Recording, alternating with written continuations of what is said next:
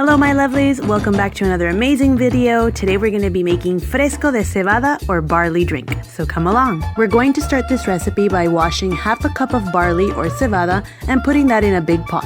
To our pot, we're going to pour in 9 cups of water, roughly 2 liters. Next, we're going to add our spices, which are 5 cloves, 5 sweet peppercorns, and 1 cinnamon stick, which we're going to break up into small pieces. We're going to bring our water to a boil, and we're going to stir occasionally and cook our barley until it's completely soft. This can take between 50 minutes to an hour until it fully tenderizes and becomes fluffy.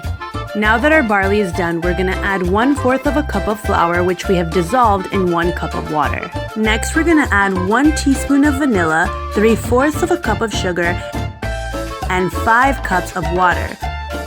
We're then going to stir everything constantly for 5 minutes. After that, we're going to turn off the heat and we're going to let it cool completely.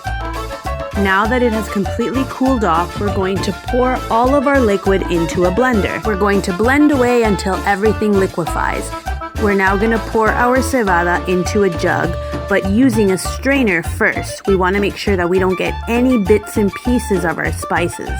And finally, for our last and final ingredient, we're going to add a few drops of natural red food coloring so we get our traditional pink color of our cebada. We're going to stir this very well and we're going to let it cool overnight. And voila, we have our delicious cebada salvadoreña. So I want to thank everybody for watching this video today. Please remember to subscribe and also go check out our Instagram at san.pal20 so you never miss any fun facts. Bye-bye!